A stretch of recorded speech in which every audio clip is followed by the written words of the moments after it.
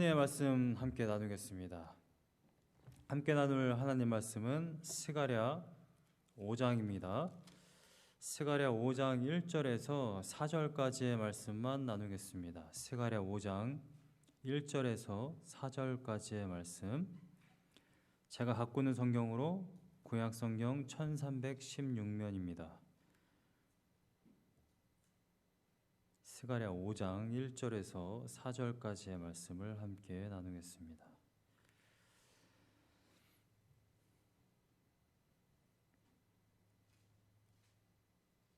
다 찾으신 줄로 알고 제가 읽겠습니다.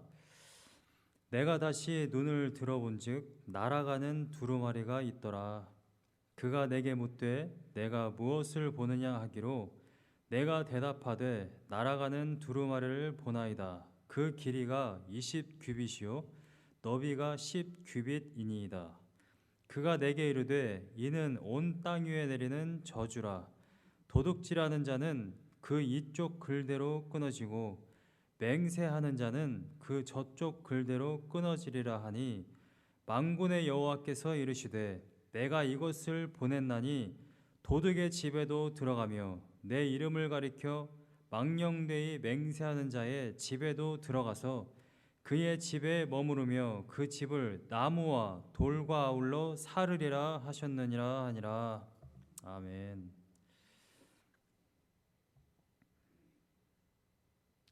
아마 여러분들이 주중에 스가랴서를 읽고 오셨으리라 생각이 되는데, 오늘 본문을 읽으실 때에 어떤 생각이 드셨습니까? 오늘 본문을 하나님을 모르는 사람들, 신앙을 모르는 사람들은 이 글을 딱 읽으면 이 어조를 어떻게 이해할까요? 두루마리를 봤는데 이것은 저주라라고 이야기하고요. 도둑질하는 자는 끊어질 거다. 맹세하는 자는 끊어질 거다. 저주의 글로 일반적으로 들을 수밖에 없습니다. 제가 가장 싫어하는 그러한 원리가 있어요. 가장 싫어하는 원리, 그게 뭐냐면 하나님을 협박자로 이해하는 겁니다. 하나님을 협박자로 이해를 해서 하나님이 내가 이거를 뭔가를 안 하면, 혹은 내가 이걸 하면, 그러니까 내가 어떤 두잉을 하거나 안 했을 때 하나님이 나를 벌 주신다라고 이야기하는 그러한 신앙 원리, 그러한 설교자, 그러한 말을 하는 그리스도인, 제가 가장 경멸합니다. 하나님은 강도가 아닙니다. 하나님의 말씀을 도둑질을 하고 맹세한 자는 저주를 내려서 다 불로 살라버린다고 하시네. 그러니까 내가 안 죽기 위해서 내가 신앙생활을 열심히 해야 되겠구나 라고 생각을 하면 여러분들은 신앙생활을 정말 잘못하고 있는 겁니다. 여러분들을 협박해서 억지로 신앙생활을 하게 만드는 무리들의 대표적인 사람들은 이단입니다. 이단. 미국에서 이단으로 인해서 죽은 사람들이 가장 많더라고요. 917명 집단 자살, 700몇 명 집단 자살, 짐 존스, 이런 사람들로 인해서 죽은 사람들이 정말 많은데, 이 이단에 빠진 사람들의 특징이 뭐냐면 그들의 교리는 이거예요. 정신을 차리고 신앙생활 똑바로 안 하고 이 교주, 이만희가 됐든 안상홍이 됐든 문선명이 됐든 나를 안 섬기면 너희들은 다 지옥 가. 신천지에 못 들어갈 거야. 이렇게 말하는 게 바로 이단입니다. 여러분, 오늘 본문 말씀을 그렇게 이해하지 않으시기를 간절히 소망합니다. 여러분, 왜 이게 그러한 이야기가 아닌지를 제가 분명하게 보여드릴게요. 지금 8가지의 환상 중에 오늘 본문 말씀은 6번째 환상입니다. 앞으로 2가지의 환상이 더 남아있어요. 사실은 제가 7번째, 8번째 환상까지 한 번에 다 하려고 했는데 왜 한 번에 하려고 했냐면 사상은 같은데 문제는 한 번에 못 하겠는 게 이게 설명을 하기에 시간이 너무 부족할 것 같아서 제가 잘랐습니다. 그런데 첫 번째 환상을 여러분들이 잘 한번 생각해 보세요. 첫 번째 환상부터 오늘 여섯 번째 환상까지 하나님이 어떠한 맥락에서 어떠한 메시지를 주시는지 여러분들이 잘 이해하셔야 됩니다. 지금 성전을 재건하는 사람들에게 스가랴 선지자를 통해서 지금 메시지를 주고 계세요. 어떤 메시지입니까? 성전 재건을 16년 만에 하려고 하니까 여전히 공격과 또한 자신들이 힘이 없어요. 성전 재건하고 싶은 마음이 없습니다. 그래서 하나님의 스가랴 선지자를 통해서 어떠한 메시지를 주느냐? 힘을 주시는 거예요. 소망의 메시지를 주시는 겁니다. 너희들 성전 재건해라. 내가 너희들을 회복시키겠다. 첫 번째 환상이 무엇입니까? 화석류 나무의 선자. 온 사방을 두루 다녔던 그 천사들을 불러 모아서 전 세계의 지금 상황이 어떻게 돌아가고 있느냐, 그것을 보고받는 그러한 내용을 봤어요. 그리고 화석류 나무의 그 의미가 무엇이라고 말씀드렸어요? 예루살렘 바로 옆에 있는 그 기드론 골짜기에 있는 그 화석류 나무, 그걸 이야기한다고 제가 말씀을 드렸습니다. 하나님이 원래는 예루살렘을 떠나 있었다. 이스라엘 백성을 떠나 있었으나 이제 하나님께서 거의 예루살렘 가까이 오셨다 라는 심상을 분명히 보여준다고 말씀드렸죠. 그러면서 두 번째 환상, 네 뿔과 네 대장장이가 나왔습니다. 네 뿔은 열국을 상징해요. 네 대장장이가 그것들을 다 깨부십니다. 대장장이는 성전을 짓던 사람들이에요. 그 성전이 재건되면 열국이 다 멸망하게 된다는 것입니다. 세 번째 환상은 무엇입니까? 측량줄을 잡은 사람. 성전을 다 재건했고 성전이 제대로 세워져 있는지를 측량하는 것. 그 다음 예루살렘이 어떻게 분배되어야 할지 그것을 바라보는 것이 바로 세 번째 환상이었습니다. 네 번째 환상은 무엇입니까? 대제사장 여호수아, 그 더러운 옷을 입고 있던 여호수아를 깨끗하게 하는 장면이 있잖아요. 그리고 지지난주에 나누었던 총독 스룹바벨에게 성령의 기름 부은 장면, 그러면서 지도자 여호수아와 스룹바벨이 세워지는 장면을 보여주었습니다. 지도자 회복, 그리고 오늘 본문 말씀의 이 회복은 무엇이냐면 공동체를 회복시키는 거예요. 여러분, 하나님이 공동체를 회복시키실 때에 도둑질하는 자와 맹세하는 자를 끊어낸다라는 이야기입니다. 여러분, 이거를 저주로 받으시면 여러분들이 무슨 사람이냐면 여러분들이 도둑이란 얘기예요. 여러분들이 오늘 4절 말씀에 보니까 내 이름을 가리켜 망령되이 맹세하는 자라고 이야기하고 있는데 여러분들이 그런 사람이라는 거예요. 여러분들이 그런 사람이 아니라 하나님의 사람이라고 여러분들이 믿고 확신한다고 한다면 이것은 축복이고 은혜의 말씀일 수밖에 없는 것입니다. 여러분, 제가 지금 1년 동안 지금 임플란트 이 작업을 지금 하고 있는데 아직도 다 완성이 안 됐습니다. 10월 셋째 주에 뼈를 잘라야 된대요. 자기들이 심어놓고서는 또 뼈가 튀어나왔다고 뼈를 또 잘라야 된다고 너무 살떨리는 하루하루를 보내고 있습니다. 뼈를 자르다니. 여러분, 제가 왜 임플란트를 하냐면 이빨 하나가 썩어 있었어요. 여러분, 썩은 이빨을 빼내지 않으면 새 이빨을 넣을 수가 없는 겁니다. 여러분, 공동체 가운데 도둑이 있어요. 거짓으로 맹세하는 자가 있습니다. 거짓말하는 자가 있어요. 여러분, 그 공동체는요, 끊임없이 분란이 일어나고 끊임없이 죄악 속에 있을 수밖에 없는 것입니다. 내가 우리 집에서 살아가는데 내 아내와 평화롭게 식사를 하며 넷플릭스를 보며 이렇게 쉼을 얻어야 되는데 집에 강도가 들면 여러분, 거기에서 우리가 좋은 쉼을 얻겠습니까? 그럴 수 없다라는 거예요. 공동체 안에 도둑이 있고 거짓 맹세하는 자가 있으면 그것을 걸러내야 하는 겁니다. 이건 당연한 거예요. 그래야 공동체가 회복이 되는 것이죠. 오늘 본문 말씀을 보면 장면이 이렇게 됩니다. 스가랴가 눈을 들어서 하늘을 보니까 날아가는 두루마리가 있었어요. 그래서 천사가 물어봅니다. 2절 말씀에 보니까 내가 무엇을 보느냐. 이렇게 천사가 스가랴에게 물어보니까 스가랴가 자기가 지금 보고 있던 그 두루마리를 설명을 해요. 2절 말씀을 보니까 내가 대답하되 날아가는 두루마리를 보나이다. 그 길이가 20규빗이요 너비가 10규빗이니이다. 20규빗, 성경에 규빗이란 말이 많이 나오는데 규빗은 보통 팔목에서 손끝까지를 이야기합니다. 옛날에는 이렇게 측정했는데 이스라엘 사람들이 이것을 아예 규명을 해놨어요. 그냥 45cm. 20규빗이라는 것은 9m 정도를 이야기하는 겁니다. 9m. 영어의 각주를 보면 30feet long이라고 되어 있죠. 여러분들이 영어 성경을 가지고 있다면 그렇게 되어 있을 것입니다. 30feet long and 15feet wide. 15feet은 4.5m입니다. 제가 대략 걸음을 재보니까 저희 지금 성전이 여기서 여기까지가 10m가 조금 넘는 것 같아요. 그러니까 대략 이 정도 되는 두루마리를 스가랴가 눈을 들어 봤다라는 겁니다. 너비는 4.5m.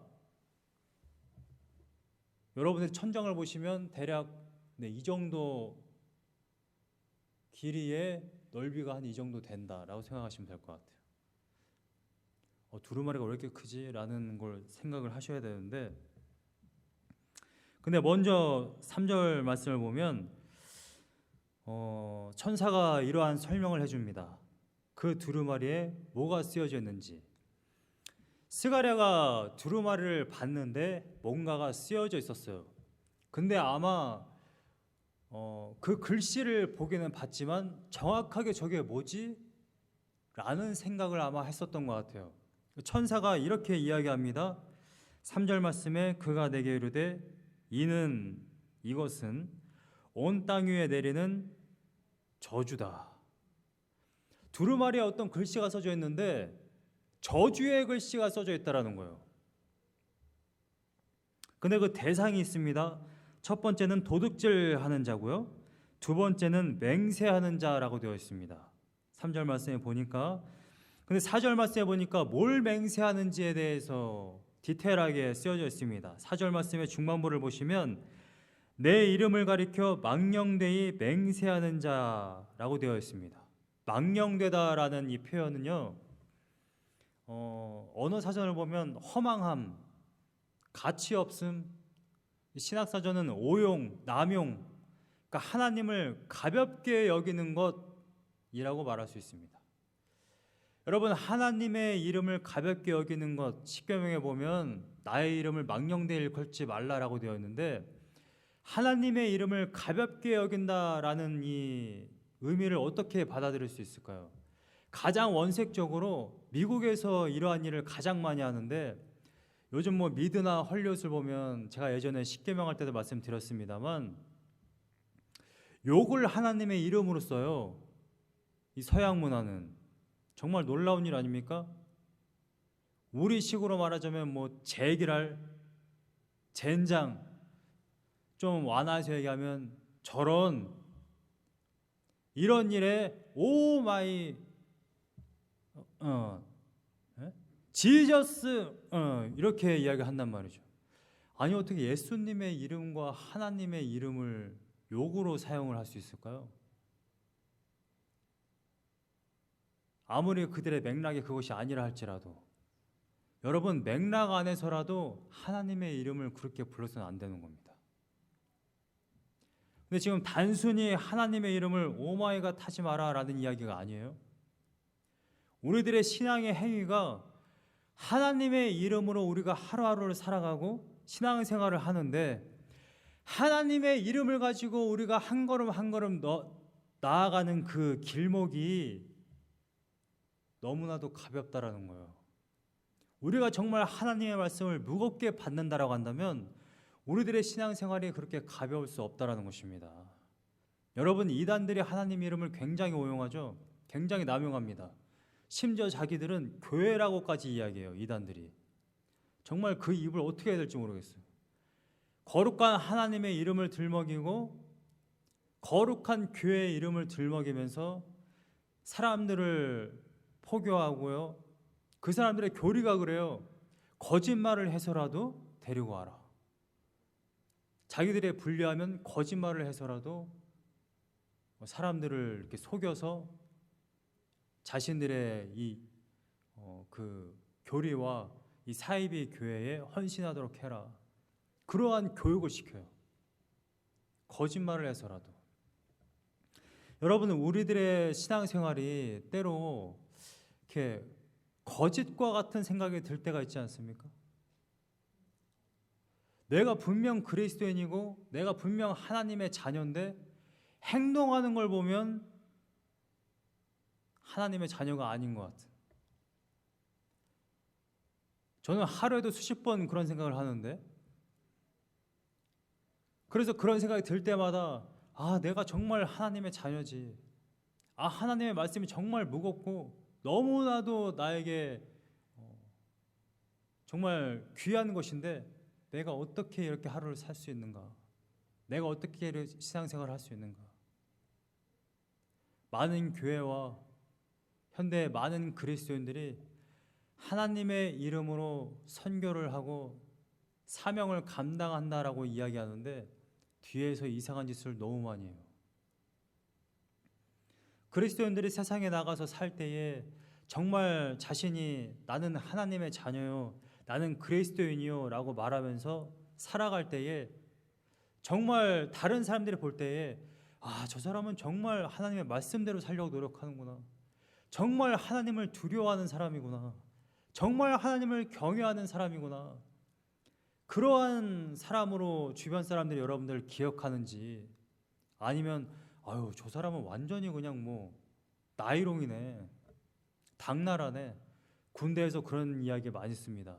정규군은 진짜 군인, 군인은 군인인데 완전 무슨 딱 봐도 민간인 같으면은 당나라 군대라고 이야기하거든요. 그리스도인들이 지인들을 만났을 때, 세상 회사에 나갔을 때 거기서 진짜 빛과 소금의 역할을 감당해야 되는데, 정말 빛과 소금의 역할을 감당한다는 것이 무엇이냐면 하나님이 살아계시고 하나님이 지금 나와 함께 하시고 나를 지금 운행하고 계신다라는 것을 세상 사람들 가운데 보여주지를 못하면 사람들이 완전 나이롱이네. 야, 하나님, 네가 섬기는 하나님 완전 우습다. 야, 그런 하나님을 뭐하러 섬기냐? 사람들이 결국에는 하나님을 욕하게 된다는 것입니다. 근데 우리가 왜 그렇게 신앙생활을 하게 되느냐? 우리가 생각하는 하나님이 우스워서 그래요. 오늘 본문 말씀에 도둑질하는 자라고 되어 있죠. 이스라엘 백성이 왜 바벨론에 끌려갔는지 아십니까? 선지서들마다 꼭 초반에 왜 이스라엘 백성이 예루살렘이 멸망하고 바벨론에 끌려갈 수밖에 없었는지를 선지서들마다 다 적어 놓았는데, 종교 지도자, 제사장부터 정치 지도자, 왕, 사회 지도자, 백성에 이르기까지 완전히 타락했어요. 이 사람들이 우상만 섬긴 게 아닙니다. 하나님과 병행해서 우상을 섬겼더니 하나님이 멸망시켰더라가 아니라 우상을 섬기고 하나님을 버리기 시작하니까 저 종교 지도자, 제사장부터 마지막 말단에 이르기까지 완전히 타락하게 된 거예요. 지도자들은 백성들을 탄압하고 폭력했고 갈취했고요. 백성들도 자신의 이익만 쫓아 살았어요. 하나님 앞에 제사물을 드릴 때 여러분 말라기서 보셨죠? 병든 것, 저는 거를 가지고 왔어요. 하나님 앞에 예물을 드리는데, 하나님 앞에 예물 드릴 때 가장 좋은 것, 가장 좋은 시간, 가장 좋은 예물, 가장 건강한 것, 가장 좋은 옷을 입고 나온 게 아니라 일상생활 하다가 내 가축 중에 가장 병들어 있는 게 있네? 어차피 죽을 거 하나님한테 갖다가 바치자. 하나님이 거지인 줄 알고 그런 것을 가지고 와서 하나님께 바쳤어요. 이게 신약 시대까지 이어집니다. 그래서 예수님이 성전을 청소하시잖아요. 예수님이 오셔가지고 왜 성전을 청소하시는지 아십니까?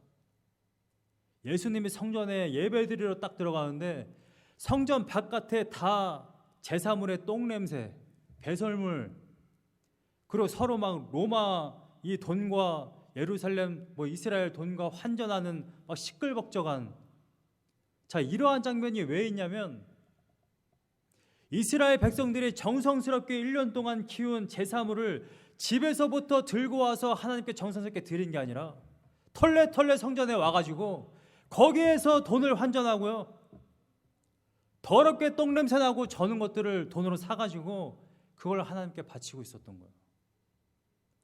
근데 백성들이 왜 이런 행동을 했느냐? 제사장들이 그걸 원했어요. 제사장들이, 야, 나 먹고 살아야 되니까 아무거나 갖고 와. 좋은 거 갖고 올 필요 없어. 제사장들이, 심지어 대제사장이 신약시대에 2명이었잖아요. 장인과 사위가 나눠 먹었어요. 여러분, 이스라엘 백성들이 바벨론에 끌려가고 예루살렘이 멸망할 수밖에 없었던 이유, 당연하죠. 하나님을 우습게 여겼는데, 하나님 면전 앞에서 우상을 섬겼고요, 완전히 타락했어요. 여러분, 오늘날 우리나라만 봐도요, 저는 이미 중학교 때부터 우리나라가 정말 타락했구나라는 걸 알았어요. 저 윗선에서부터 유치원까지 촌지가 돌아요. 여러분, 제가 태권도 사범 생활 한 5년 했습니다. 한국에서. 저한테도 촌지가 들어와요. 얼마나 감사한지. 사범님, 제 애 좀 잘 부탁해요. 야, 학교나 관공서뿐만 아니라 여기까지 촌지가 들어올 정도면 정말 우리나라 대단하다. 그래서 우리나라에 김영란법 생기지 않았습니까? 우리나라만 그렇고 저 선진국들 영국이나 미국은 안 그렇겠지? 와서 들어보니까 더해요. 미국 뉴저지 이런 데서는 아예 그 선생님들이 원하는 품목을 얘기한다고 그러더라고요, 학부모들한테. 학부모님, 저는 샤 이런 거 좋아해요. 아예 얘기를 한대요. 그럼 학부모들이 그걸 여기는 시골이라 그런 걸 잘 모르시겠습니다만 대도시에는 그런 얘기들이 참 많습니다. 텍사스, 뉴저지 이런데.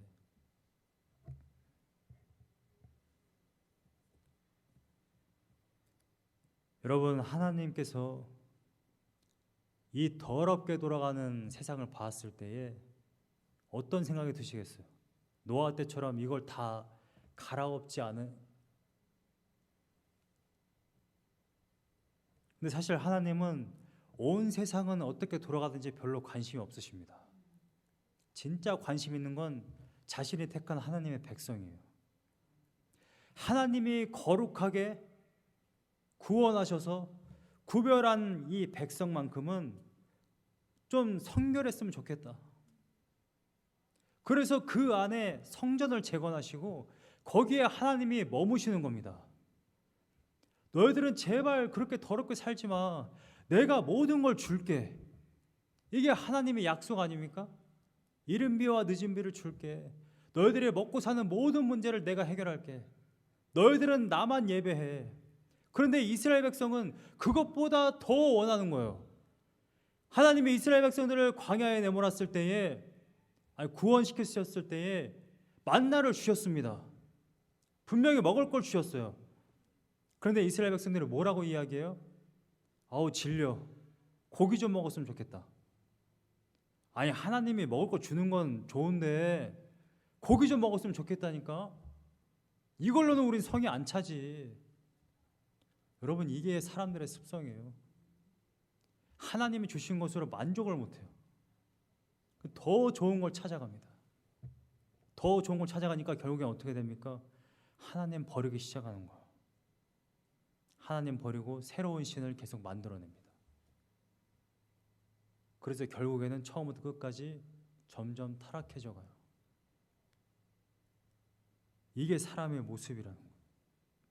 그런데 이렇게 계속해서 공동체가 이끌어져 가면 이러한 사람들이 한 사람 한 사람 생기게 되면 누룩과 같이 이것이 죄악이 번져요.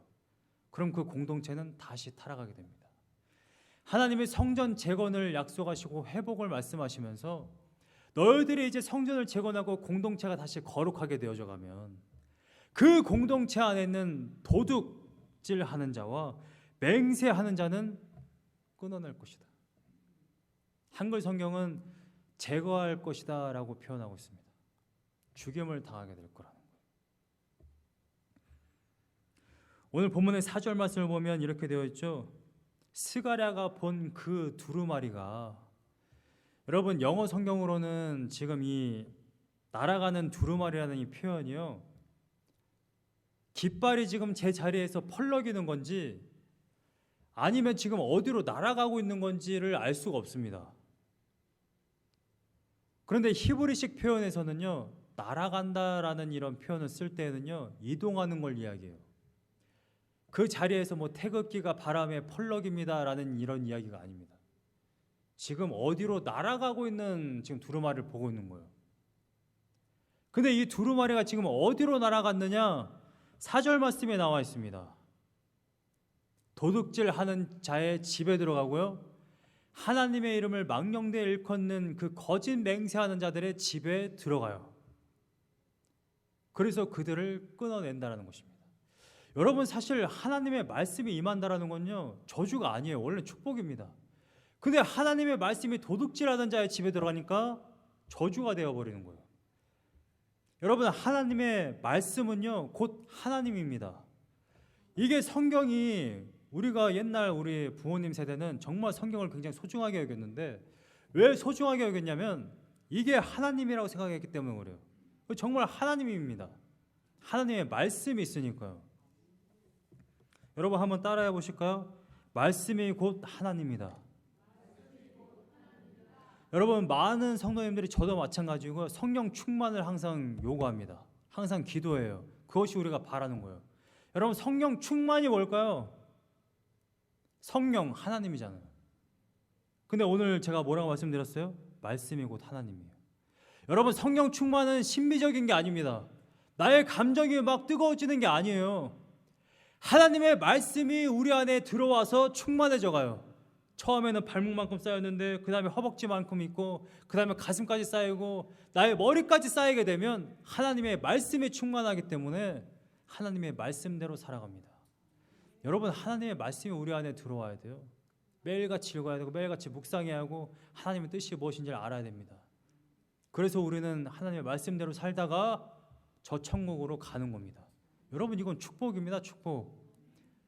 그런데 누군가에겐 저주가 돼요. 베드로전서 2장 4절 말씀과 5절 말씀을 보면 이렇게 되어 있죠. 베드로전서 2장 4절 말씀과 5절 말씀에 보면 사람에게는 버림바가 되었으나 하나님께는 택하심을 입은 보배로운 산 돌이신 예수께 나아가 너희도 산 돌같이 신령한 집으로 세워지고 예수 그리스도로 말미암아 하나님이 기쁘게 받으실 신령한 제사를 드릴 거룩한 제사장이 될지니라. 지금 이 말을 왜 하냐면 바로 예수님이 말씀이기 때문에 요한복음 1장에서 나와 있는 것처럼 태초부터 있었던 말씀에 관하여 이야기할 때에 바로 이 예수 그리스도가 바로 하나님이다라고 이야기하고 있습니다.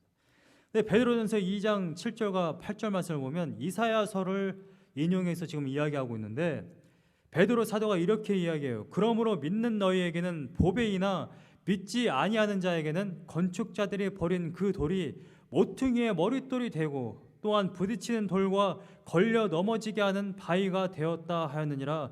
그들의 말씀을 순종하지 아니하므로 넘어지나니 이는 그들을 이렇게 정하신 것이라. 여러분, 말씀이요 없으면 혹 모르겠으나 하나님의 말씀이 들어왔는데 하나님의 말씀대로 안 살아요. 그러면 저주가 됩니다. 여러분, 내세에도 저주가 되겠으나 오늘 하루하루를 살아가는 동안에도 너무 힘든 거예요. 하나님의 말씀이 분명히 성전이 되어 우리 안에 거하심으로 말미암아 우리가 하나님의 뜻대로 하나님과 동행하며 살면, 내가 하나님만 예배하고 하나님만 따르면 하나님께서 모든 것을 책임지신다고 하였는데, 하나님을 신뢰하지 않아요. 하나님을 의존하지 않습니다. 하나님의 뜻대로 살아가질 않아요. 그러면 이 인생이 얼마나 외롭습니까? 나 홀로 살아가야 돼요. 내가 윗사람들에게는 돈을 바치고 아랫사람들에게는 폭력과 압제를 해서 이 인생을 살아가야 하는 것입니다. 그렇게 해야만 살아갈 수 있는 인생이거든요. 세상살이라는 것은. 오늘 본문 말씀에 뻔히 1절 말씀에 스가랴는 두루마리를 봤습니다. 눈을 들어서. 그런데 2절 말씀을 보니까 천사가 굳이 물어봐요. 스가랴야, 내가 지금 무엇을 보느냐? 지금 스가랴가 눈을 들어서 두루마리 보고 있는 것을 천사가 그걸 모르고 있습니까? 알고 있어요. 알고 있음에도 불구하고 스가랴에게 뭔가 집중시키기 위해서 네가 지금 보는 게 뭐냐? 라고 지금 천사가 물어봐요. 그래서 스가랴는 다시 한번 집중해서 그 두루마리를 보니까 정확하게 치수를 잴 수 있을 정도로 그 두루마리를 아주 자세히 봤습니다. 지금 이 본문의 이 대화가 지금 그걸 말하고 싶은 거예요. 스가랴는 처음에 그냥 두루마리를 봤을 뿐입니다. 그런데 천사가 다시 한번 물어봤어요. 네가 지금 보는 게 뭐냐? 그러니까 스가랴가 다시 한번 자세히 봅니다. 얼마나 자세히 봤느냐? 그 치수를 정확하게 잴 수 있을 정도로. 길이가 한 9m 되네요. 너비가 4.5m 되네요. 여러분, 하나님의 말씀을 볼 때에 정말 자세히 한번 보시기 바랍니다. 그리고 스가랴가 본 걸 한번 보세요. 9m, 4.5m. 여러분, 이 큰 두루마리에 글씨가 단 2문장이에요. 도둑질하지 마라. 거짓 맹세하지 마라. 여러분, 이 큰 글씨를 보면 어떤 느낌이 들겠습니까? 실제로 한번 보세요. 어떤 느낌이 드시는지. 위압감, 공포. 지난주에 추석이었죠? 며칠 전부터 이른 저녁에 나가면 달이 정말 어마어마하게 크더라고요. 표면이 다 보이고. 제가 한국에서는 그렇게 큰 달을 못 봤는데 이게 막 뜨기 시작한 달을 보면 정말 어마어마하게 커요. 어떤 날은 무슨 뭐 밝은 풍선이 떠 있나? 그래서 딱 보면 그게 달이더라고요. 어마어마하게 큽니다. 그걸 봤을 때 위압감이 들더라고요. 되게 예쁘다 이런 생각이 드는 게 아니라 뭐야, 지구 종말 오는 거 아니야? 달이 왜 이렇게 크지? 막 그런 생각이 듭니다.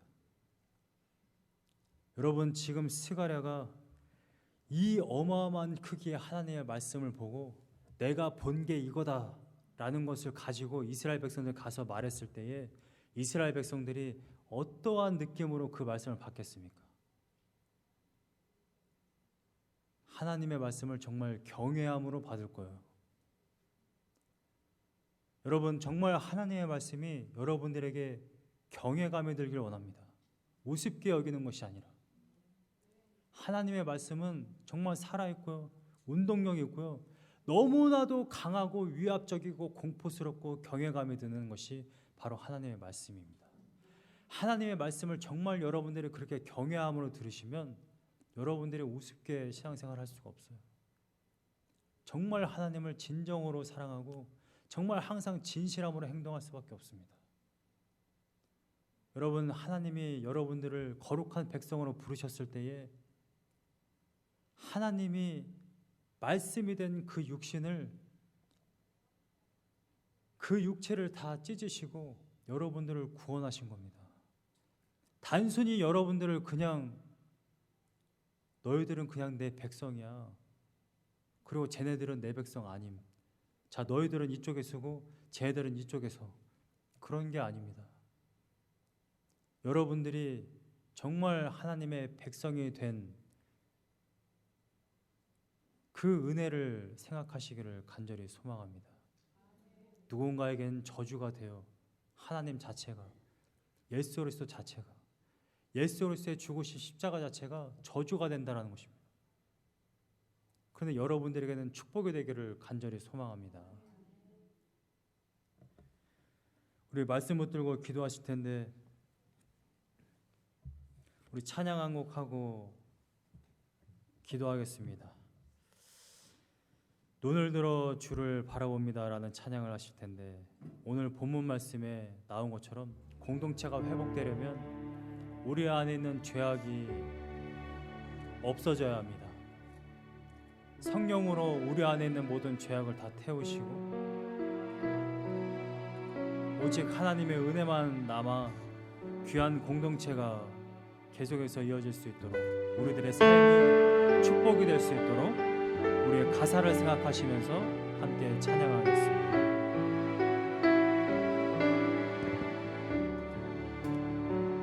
눈을 들어 주를 바라봅니다.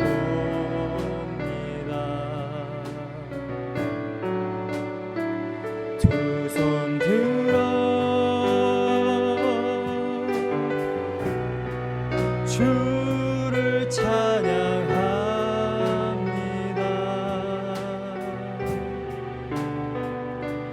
나는 거룩한